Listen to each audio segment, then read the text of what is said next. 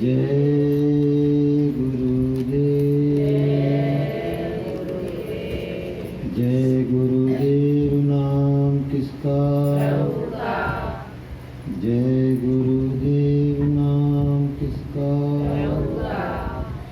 प्रभु का पावन नाम, प्रभु का प्यारा नाम, मालिक का सच्चा नाम। जय गुरुदेव।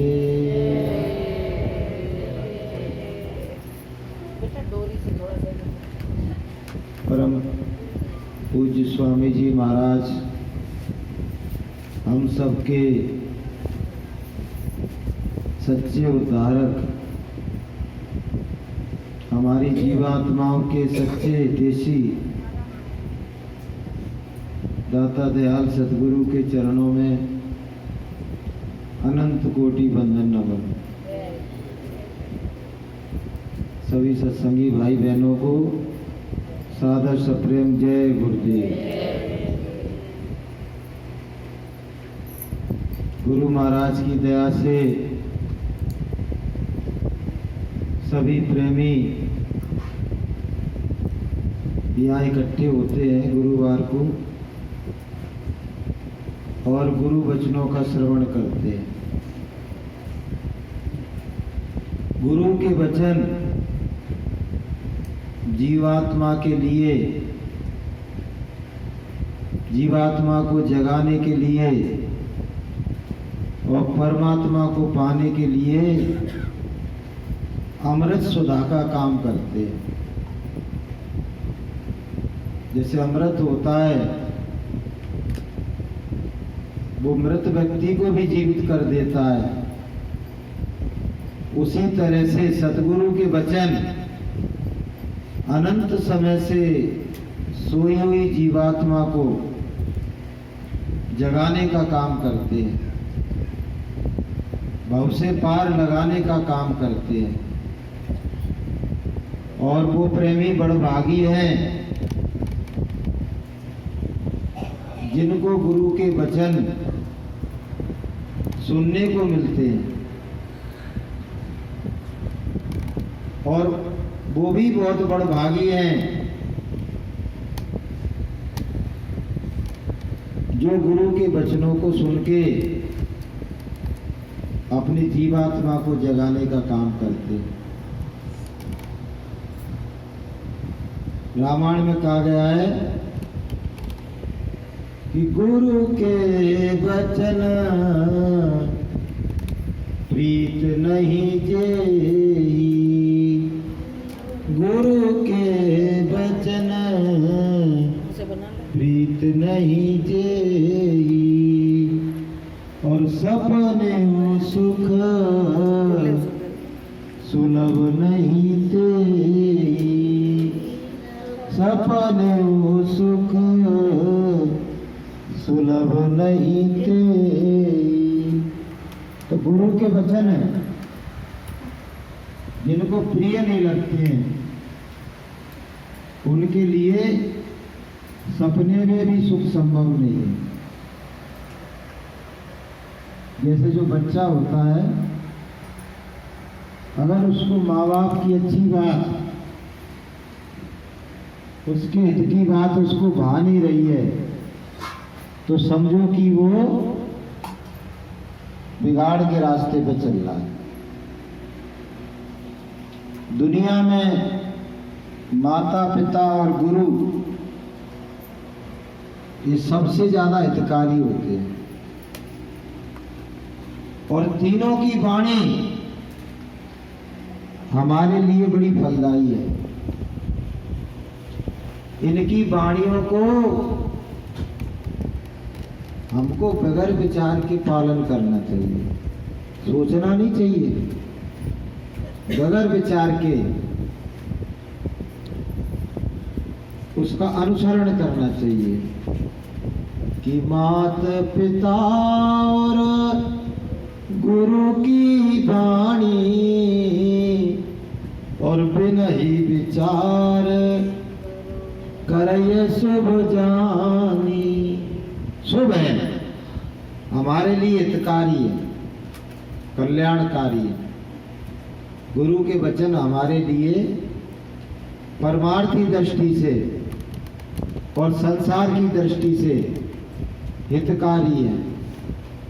हमारे भले के लिए गुरु महाराज हमारी आत्मा के कल्याण के लिए जो कुछ वो कहते हैं और जो कुछ हमसे कराते हैं वो सब हमारी आत्मा के कल्याण के लिए। क्योंकि संसार में गुरु सबसे ज्यादा जीव के हितकारी होते हैं, कोई भी इतना हितकारी नहीं होता है।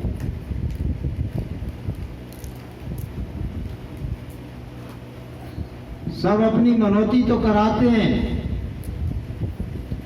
सब चाहते हैं ये मेरी पूजा करे, सारे देवी देवता ये चाहते हैं कि ये मेरी पूजा करे, मेरी जय जयकार करे। और जो स्वर्ग वैकुंठ में बड़े बड़े देव हैं वो भी ये चाहते हैं कि ये मेरी जय जयकार करे, मेरा शिष्य बने। और जो काल है वो भी चाहता है कि मेरी जय जयकार करे। लेकिन जीव को किसकी जय जयकार करना है? जो काल के जाल से छुड़ा सके, जो उसका जन्म मरण खत्म कर सके, जो उसे सारे दुखों से निवृत्ति दिला सके, सर्वदा के लिए सभी दुखों से निवृत्ति दिला सके, उसकी जय जयकार करना है हमको। तो ऐसे केवल और केवल सतगुरु है, कोई दूसरा जगत में नहीं है, केवल सतगुरु है। तो क्या कहा गया कि गुरु कहे करो तुम सोई और मन के मता चलो मत कोई। गुरु कहे वो करो। गुरु महाराज कहते थे गुरु कहे वो तो करना, लेकिन गुरु करें वो कभी नहीं करना। गुरु तो क्या करते, जीव के कल्याण के लिए वो क्या करेंगे क्या पता है, लेकिन उन्होंने जो हमारे लिए कहा है वो हमको करना है। गुरु करें वो कभी नहीं करना। जो गुरु का स्वांग रच के गुरु जैसा करने लगे हैं वो बहुत गलत कर रहे हैं। गुरु ने स्वांग रचने को नहीं कहा था, गुरु ने भजन करने को कहा था, गुरु ने साकार का प्रचार करने को कहा था। गुरु के वचन भूल गए कि गुरु जो करे वो कभी नहीं करना और गुरु जो कहे वो करना, वही हमारे लिए लाभदायक है। एक बार क्या हुआ, गुरु महाराज का कार्यक्रम था बनारस में। गुरु महाराज ने कहा कि बच्चों सत्संग के बाद वहां से गंगा जी करीबन 1 किलोमीटर दूर थी, 1 किलोमीटर दूर। तो गुरु महाराज ने कहा कि बच्चों आप बैठे बैठे बहुत देर हो गई है, अब आप ऐसा करो सब खड़े हो जाओ। लाखों लाखों लोग थे वहां, सब खड़े हो जाओ और पीछे मुड़ के गंगा जी की तरफ दौड़ लगाओ और वहां जाके गंगा जल में अपना स्नान करके मुंह हाथ धो के आप तब वापस लौटना। हम भी गए थे भैया, तो गुरु के वचनों का पालन किया हमने और हमने दौड़ लगाई साहब 1 किलोमीटर। 1 किलोमीटर दौड़ के हम गंगा के किनारे गए तो हमने क्या देखा, एक बहुत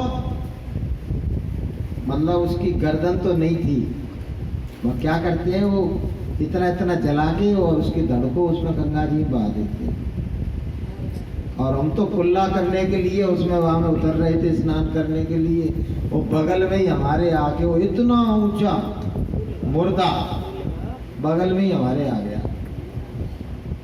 अरे मैंने कहा ये क्या। फिर हम वहां से हटे, फिर दूर जाके हमने स्नान किया। तो जिस काया को हमने अपना मान लिया है ना, आत्मा के निकलते ही उसकी बड़ी दुर्गति है, उसकी दुर्गति ही दुर्गति है। सारे तत्व अपने अपने उसमें विलीन होना चाहते हैं। जल जल में विलीन होना चाहता है, आकाश आकाश में विलीन होना चाहता है, और पृथ्वी पृथ्वी में, वायु वायु में, अग्नि अग्नि में। तो फिर उनमें क्या होता है, बड़ी सड़न प्रक्रिया शुरू हो जाती है, बहुत दूर तक बदबू आती है। ये हमारा जो रूप है उसका ये घिनौना रूप है, आत्मा के निकलते ही। इसलिए तो संतों ने कहा कि इस देही का गर्व न कीजे, का गर्व न कीजे, झूठा पचरंग मोल रे। ये 5 तत्वों की झूठी काया, 5 तत्वों का मिश्रण बना के एक काया बना दी गई है। हमने ये अपना स्वरूप मान लिया कि मैं तो ये हूं, और इस काया का घिनौना रूप देखना है तो आप जाके देखिए, मरघट पे देखिए, गंगा जी के किनारे देखिए, आप हैं कब्रिस्तान में जाके देखिए कैसा रूप है इसका। तो गुरु महाराज कहते हैं कि हमने पूरा जीवन संसार के व्यर्थ कामों में गवा दिया, नाना प्रकार के प्रपंचों में उदर पूर्ति के लिए, झूठे रिश्ते नातों का निर्वहन करने के लिए, संसार की समृद्धि के लिए, विकास के लिए पूरा जीवन हमने अर्पित कर दिया।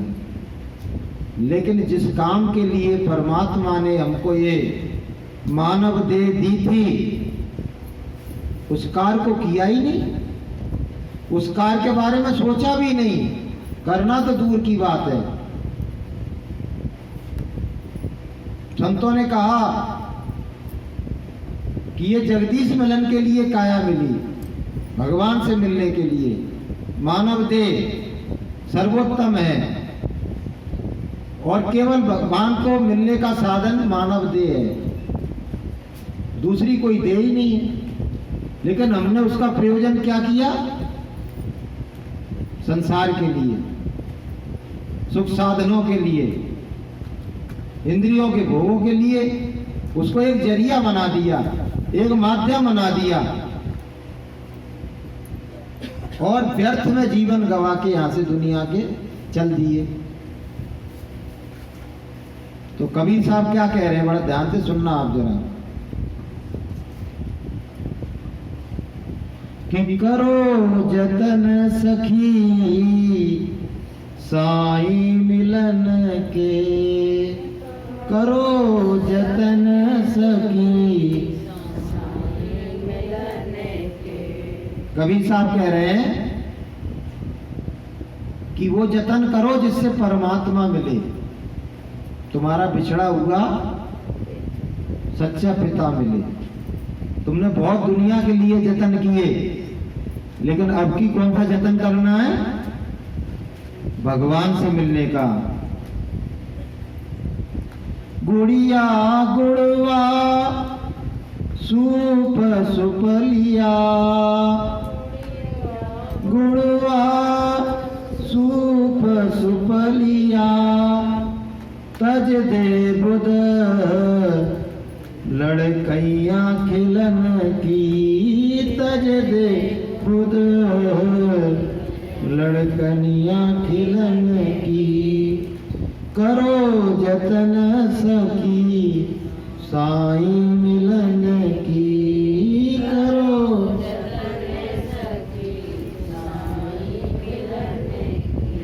लड़क बुद्धि में, लड़कियां लड़क बुद्धि में हमने क्या किया? बुद्धि नहीं थी हमने, बुढ़े गुड़ियों का खेल किया हैं, तरह तरह के खेल हमने किए। तो उस समय तो बालमती थी, अब तो नहीं है। तो कवि साहब कह रहे हैं कि वो उस बुद्धि को तो त्याग दो जो तुम्हारी बचपन में थी, उससे तो काम चलने वाला नहीं है। वो तो भगवान भी जानता है कि बालमती है तो ये ऐसे काम कर रहा है, तो उस बुद्धि को त्यागो,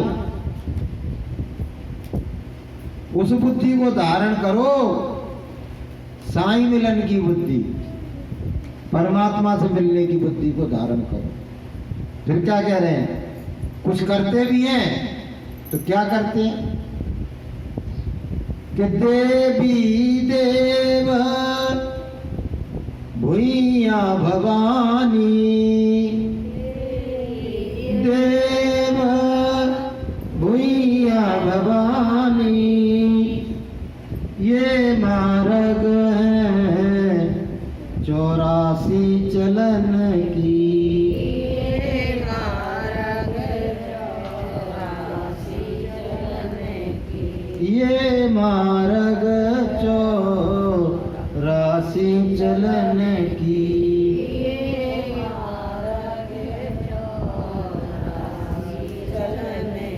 अक्सर लोग देवी देवताओं की भुइयां भवानी की पूजा करते हैं, प्रेम से थोड़ी करते हैं, डर के मारे करते हैं कि हमारा ये बुरा कर देंगे, ये बुरा कर देंगे, हमारे घर में हानि कर देंगे, ये नुकसान कर देंगे, कहीं किसी को मार ना दे, मार ना दे भैया, डर के मारे पूजा करते रहते हैं। तो कवि साहब क्या कह रहे हैं कि करो पूजा, इससे ना तो तुम्हारी आत्मा का कल्याण होने वाला है और ना तुमको तुम्हारा बिछड़ा हुआ परमात्मा मिलने वाला। करो तो करते रहो, लेकिन तुम्हारा कारज बनने वाला, डर के करो चाहे प्रेम से करो, इससे कारज बनने वाला तुम्हारा 84 का बंधन, तुम्हारा जन्म मरण का बंधन छूटने वाला, क्योंकि ये तो सभी करते हैं भाई, ये तो सभी करते हैं। अगर इससे छूटना होता तो सभी का छूट जाता। तो कवि साहब कह रहे हैं कि इससे करके तो तुम्हें फिर से 84 में ही जाना पड़ेगा, इससे तुम्हें मुक्ति मिलने वाली नहीं है। ऊंचा महल अजब रंग बंगला, ऊंचा महल अजब रंग बंगला, साईं की सेज लगी है फूलन की, साईं की सेज लगी है फूलन की, करो जतन सखी साईं मिलन की, करो जतन सखी साईं मिलन की।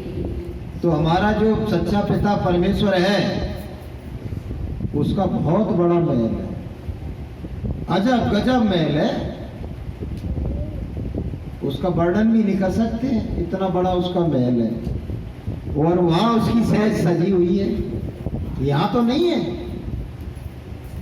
वो जो हमारा सच्चा पिता है वो स्वर्ग में नहीं है, शक्ति धाम में नहीं है, ईश्वर के लोक में नहीं है, ब्रह्म के लोक में नहीं है, जब ही तो ऊंचा कहा गया। पार ब्रह्म के लोक में नहीं है, महाकाल के लोक में नहीं है, वो तो सत्य लोक में है, सचखंड में है, मुकामे हक सचखंड में बैठा हुआ है, वहां हमको पहुंचना है। तो ऐसे ही पहुंच जाओगे बगैर जतन के, बगैर गुरु की कृपा के, बगैर गुरु के शरण में जाए, बगैर उनकी दया के पहुंच जाओगे।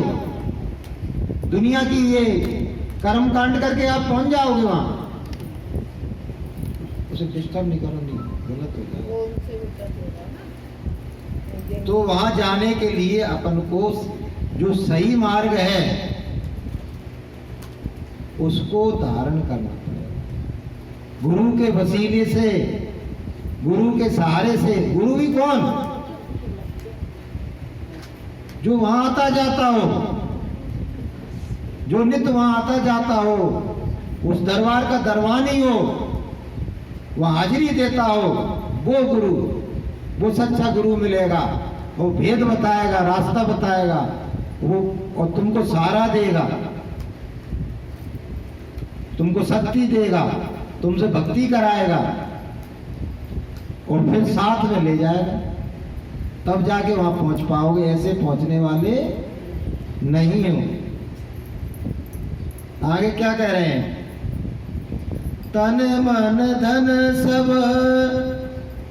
अर्पण कीजे, तन मन धन सब अर्पण कीजे, सूरत समार पड़ पैया सजन की, सूरत समार पड़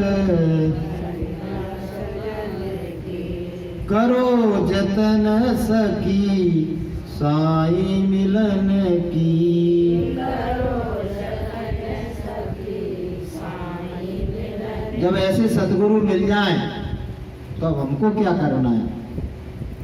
हमको उन पे तन मन और धन अर्पण करना है। सब कुछ उनको अर्पण कर दो। अच्छा, किसी को प्रसन्न करना है ना, कोई भी सतगुरु की तो बात है ही है जी। किसी को भी प्रसन्न करना है तुमको संसार में, तो तुमको तन और मन और धन अर्पण करना पड़ेगा, तो वो प्रसन्न होगा। तुमने तन दे दिया, मन नहीं दिया तो प्रसन्न नहीं। यार मन से तो खिन्न रहता है, साथ में रहता है, लेकिन मन नहीं मिलता उससे, वो प्रसन्न होगा तुमसे? नहीं होगा। और उसे जरूरत पड़ी धन की और तुमने उसको ठेंगा दिखा दिया, तो प्रसन्न होगा तुम पे? बोलो, प्रसन्न नहीं होगा। अरे यार वक्त पड़े पर ये काम नहीं आया हमारे, तो खिन्न हो जाएगा।